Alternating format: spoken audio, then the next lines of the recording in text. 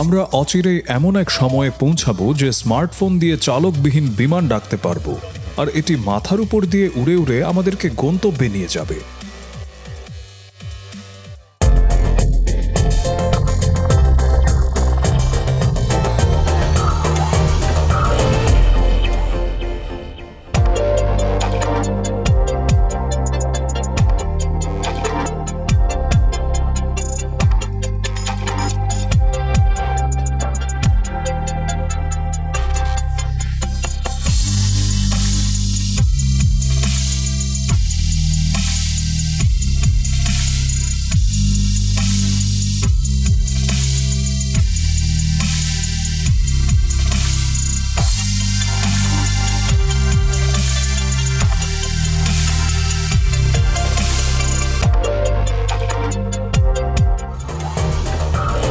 এটি খুব সাধারণ একটি প্রযুক্তি।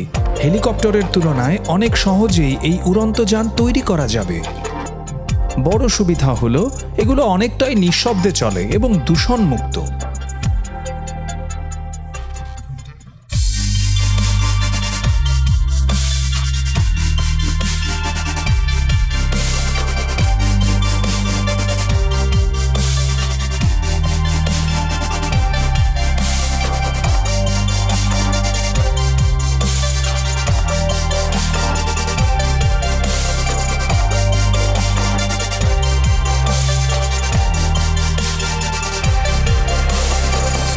বর্তমান যুগেই বিমান ভ্রমণ করা যাচ্ছে, কিন্তু তা দৈনন্দিন ব্যবহারের উপযোগী নয়। আমাদের লক্ষ্য এমন একটি ছোট ও মৃদু শব্দের বিমান বানানো যা মানুষ প্রতিদিন ব্যবহার করতে পারবে।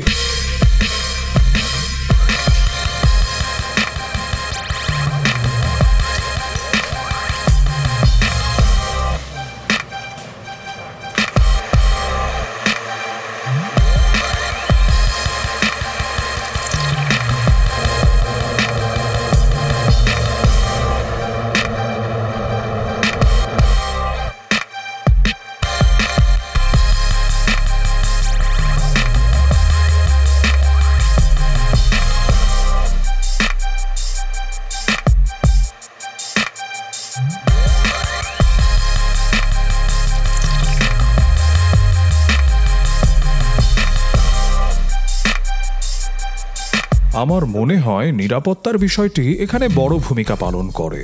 যেহেতু এগুলো এয়ারক্রাফট, তাই এগুলো চালাতে সিভিল অ্যারোনটিক্স আইন মেনে ভূমি, অবকাঠামো, পরিবহন ও পর্যটন বিভাগের অনুমতি নিতে হবে।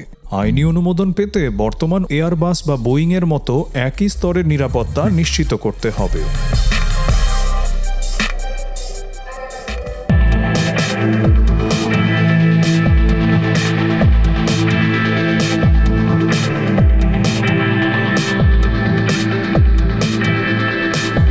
অনেক প্রতিবেদনে এটিকে দ্য ফিফথ এলিমেন্ট সিনেমার সাথে তুলনা করা হয়েছে, যেখানে দেখা যায় পুরো আকাশ জুড়ে বিমান উড়ছে, কিন্তু আসলে তা মোটেও এমন নয়।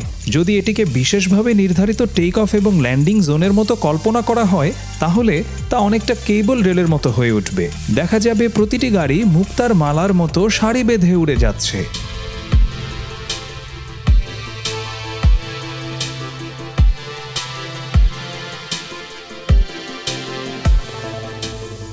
দূরের যাত্রায় চালকের প্রয়োজন হয় না, তার মানে এটি স্বয়ংক্রিয় ড্রাইভিং।